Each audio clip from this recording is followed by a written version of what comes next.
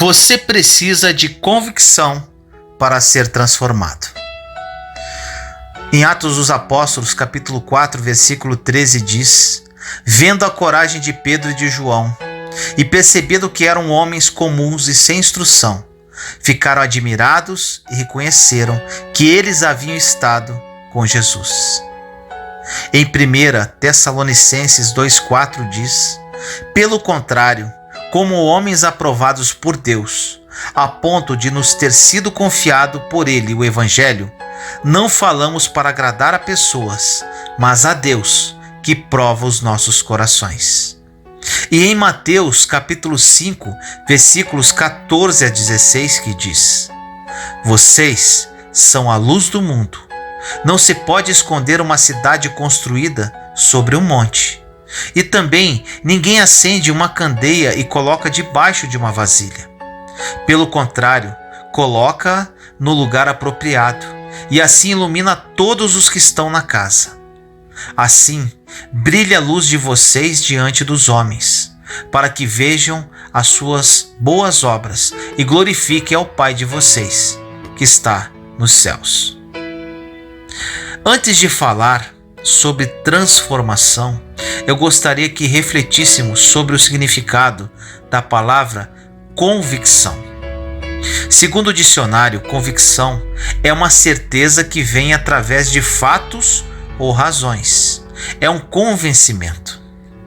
Isso nos mostra que, se não estivermos convencidos de certas coisas na nossa vida, não veremos transformação nessas áreas e não lutaremos por elas.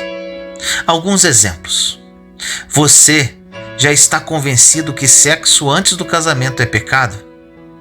Se não, você não lutará para evitá-lo. Você já chegou à conclusão de que envolver com um descrente é um jugo desigual? Se não, você poderá correr este risco. E em relação ao dinheiro, você já chegou à conclusão que dizimar e ofertar na obra de Deus é necessário? Se não, você será sempre mesquinho. Apenas citei alguns exemplos, mas sei que, se não tivermos certeza daquilo que acreditamos, não veremos transformação. Nós lemos também no dicionário que a convicção está baseada em fatos ou razões. Por isso precisamos buscar na palavra de Deus, em oração e no dia a dia, fatos em que podemos nos apoiar. Por exemplo, em relação ao sexo antes do casamento, precisamos buscar passagens bíblicas que mostram que o sexo foi criado por Deus para ser usufruído dentro do casamento. Em relação ao jugo desigual com incrédulos, podemos ver exemplos de pessoas que se relacionaram e tiveram conflitos. E sobre a generosidade com o reino de Deus, podemos ver exemplos tanto na Bíblia como na vida de pessoas que foram fiéis nos dízimos e ofertas e nunca lhes faltou nada. Pelo contrário, colheram muitos frutos. Porém, às vezes, a convicção só vem em nosso coração quando passamos por sofrimentos, decepções e lutas. Então dizemos: eu não quero viver do meu jeito mais. Quero viver segundo o que Deus diz que é certo. Não quero ser como as outras pessoas. Quero ser um cristão genuíno. A Bíblia conta a história de Elias, que era um homem igual a nós, sujeito às mesmas paixões, segundo Tiago 5,17, mas que viu transformações em sua vida e na sua geração. Tudo porque ele tinha forte convicção em seu coração. Em 1 Reis, capítulo 16, versículos 30 a 33 diz: Acabe, filho de Onri, fez o que o Senhor reprova, mais do que qualquer outro antes dele. Ele não apenas achou que não tinha importância cometer os pecados de Jeroboão, filho de Nebate, mas também se casou com Jezabel, filha de Etbal, rei dos Sidônios, e passou a prestar culto a Baal e a adorá-lo. No templo de Baal, que ele mesmo tinha construído em Samaria, Acabe ergueu um altar para Baal. Fez também um poste sagrado. Ele provocou a ira do Senhor, o Deus de Israel, mais do que todos os reis de Israel antes dele. Aí vem em 1 Reis, capítulo 17, versículo 1. Ora, Elias, o tesbita da Tisbe de Gileade, disse a Acabe: juro pelo nome do Senhor, o Deus de Israel a quem sirvo, que não cairá orvalho nem chuva nos anos seguintes, exceto mediante a minha palavra. Perceba que, naquela época, a situação de Israel era terrível. O rei Acabe havia abandonado a Deus e se levantado contra ele. Se tornou idólatra e levou toda a nação para o mesmo caminho. Casou-se com uma mulher que até hoje é símbolo da maldade, Jezabel, e seu reinado se tornou tão opressor que até mesmo os fiéis a Deus se esconderam com medo nas cavernas. E somente Elias resistiu e ficou firme na sua fé, correndo o risco de vida. Mas no fim, veremos que houve uma grande transformação. Os profetas de Baal foram derrotados, o rei Acabe perdeu a sua honra, Jezabel foi devorada por cães e todos se voltaram para Deus. Diante disso, precisamos questionar o que fez Elias ficar firme? De onde veio tamanha ousadia, a ponto de ele enfrentar o rei com uma mensagem tão dura? Na verdade, Elias tinha convicções que lhe deram ousadia e teve como resultado transformações. Vejamos. Primeiro, Elias tinha certeza da realidade de Deus. Em 1 Reis 17:1, na parte A, diz: juro pelo nome do Senhor.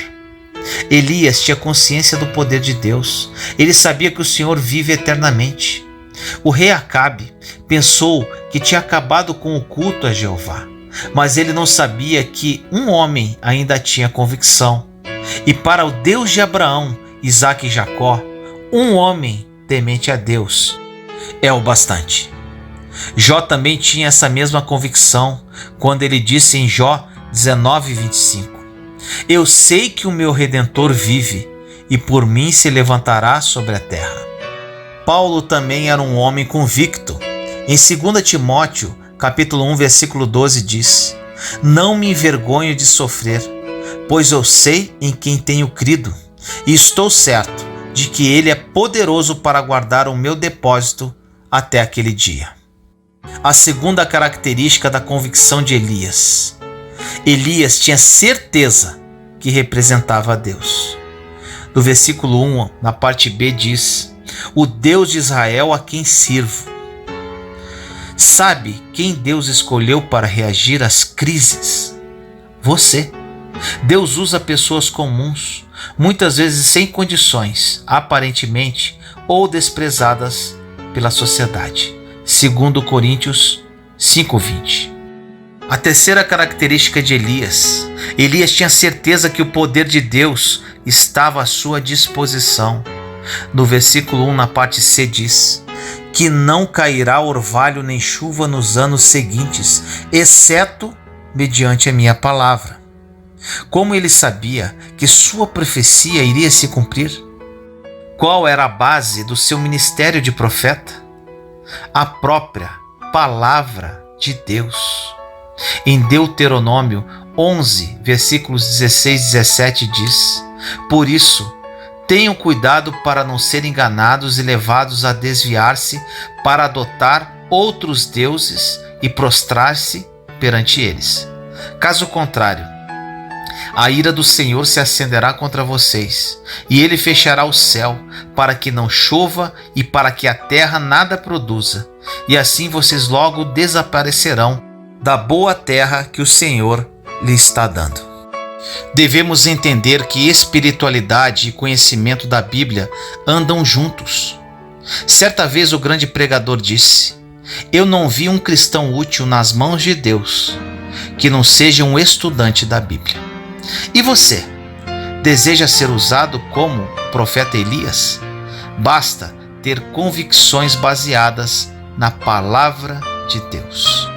Ore comigo assim: Senhor amado, nos colocamos em sua santa presença eu, meus irmãos e irmãs em Cristo Jesus. Pai amado, desejamos ter a mesma convicção de Elias. Nos comprometemos a ler, meditar e estudar a sua palavra, para criarmos as convicções de suas promessas. Sabemos que não conseguiremos êxito sem a ação do seu Santo Espírito. Derrame sobre nós o Espírito da verdade, para que tenhamos as convicções que precisamos para posteriormente sermos transformados à luz da sua palavra. Ajude-nos, Pai, para que busquemos conhecimento da sua palavra, alcançando convicção e transformação através das Escrituras. Assim nós oramos, em nome do nosso Senhor Jesus Cristo. Amém. Juntos somos fortes. Compartilhe esta mensagem para que mais pessoas sejam edificadas. Inscreva-se no canal e acione o sininho para ser notificado de novos vídeos. Te amo em Cristo Jesus.